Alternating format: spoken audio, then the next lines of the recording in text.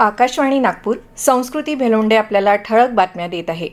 जागतिक दर्जाच्या वेव्स 2027 परिषदेचं अधिक व्यापक, सुटसुटीत आणि प्रभावी आयोजन करण्यावर भर द्यावा, तसंच परिषदेच्या नियोजनात कोणतीही कमतरता राहणार नाही याची काळजी घ्यावी, असे निर्देश मुख्यमंत्री देवेंद्र फडणवीस यांनी दिले.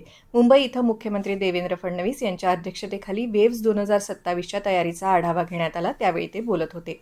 राज्यातील सिंचन प्रकल्पांसाठी शासन मोठ्या प्रमाणात तरतूद करत असून हे प्रकल्प वेळेत पूर्ण होण्यासाठी जलसंपदा विभागानं कार्यवाही करण्याचे निर्देश मुख्यमंत्री देवेंद्र फडणवीस यांनी दिले आहेत. मुंबई इथे झालेल्या एका बैठकीत ते बोलत होते. नदी जोड प्रकल्प, प्रधानमंत्री कृषी सिंचन योजना, बळीराजा जलसंजीवनी योजना यामधून अनेक प्रकल्प सुरू आहेत. राज्याच्या सिंचन व्यवस्थेमध्ये यामुळे मोठे बदल होणार आहेत. विभागानं यासंदर्भात पारदर्शकपणे अंमलबजावणी करावी असे निर्देशही त्यांनी दिले. बैठकीस जलसंपदा मंत्री राधाकृष्ण विखे पाटील, जलसंपदा मंत्री गिरीश महाजन तसंच जलसंपदा विभागाच्या विकास महामंडळाचे सर्व कार्यकारी संचालक, मुख्य अभियंता आणि वरिष्ठ अधिकारी उपस्थित होते.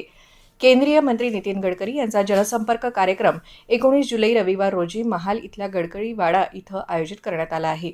सकाळी 11 ते दुपारी 1 या वेळेत हा कार्यक्रम होईल. या वेळेत नागरिकांची निवेदनं स्वीकारण्यात येतील.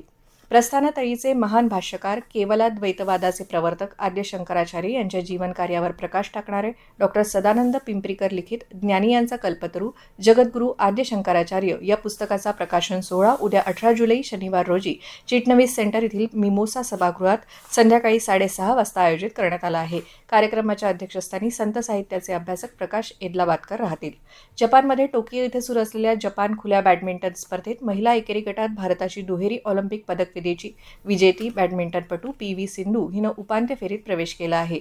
जपानची माजी विश्वविजेती आणि जागतिक क्रमवारीत 11व्या स्थानावर असलेली नोझोमी ओकुहारा हिने स्पर्धेतून माघार घेतल्यामुळे सिंधूला वॉक ओव्हर मिळाला आहे.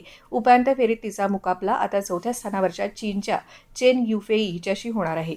याबरोबरच हे ठळक बातमीपत्र संपलं. यापुढील ठळक बातमीपत्र आपण रात्री 8:42 ऐकू शकाल. नमस्कार.